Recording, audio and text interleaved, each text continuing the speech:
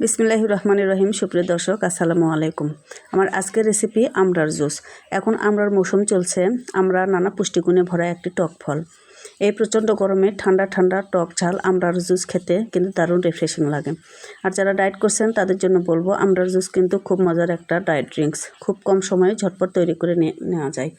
তো আমি যাচ্ছি মূল রেসিপিতে। এখানে আমি মাঝারি সাইজের 6টা আমড়া কেটে নিয়েছি। আটি আর খোসা ফেলে দিয়ে ভালো করে ধুয়ে নিয়েছি।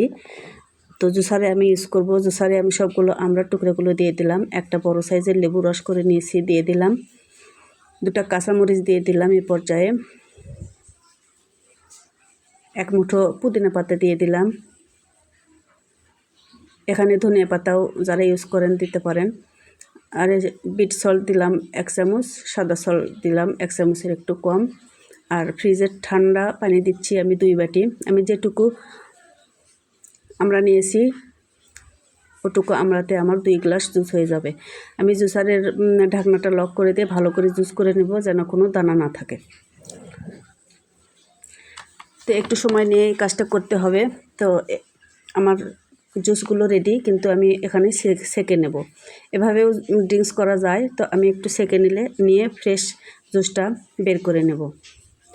এভাবে করে ছাকলে যে দানা দানা অংশ আছে বের হয়ে আসবে। আর এভাবে তৈরি হয়ে গেল দারুণ মজার রিফ্রেশিং আমড়ার জুস। আমড়াতে আছে ভিটামিন সি, ফাইবার, মিনারেলস, যেটা হেলথের জন্য অনেক উপকারী। এটি একটি অ্যান্টিঅক্সিডেন্টযুক্ত ফল। স্কিন ভালো রাখতে সাহায্য করে আমড়া।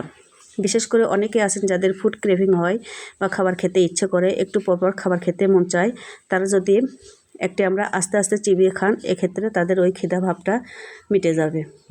তো দর্শক, আশা করছি ভিডিওটি ভালো লাগবে। ভালো লাগলে সবসময় আমার পাশে থাকুন। সবাই অনেক অনেক ভালো থাকুন। আজকে বিদায় নিচ্ছি। আল্লাহ হাফেজ।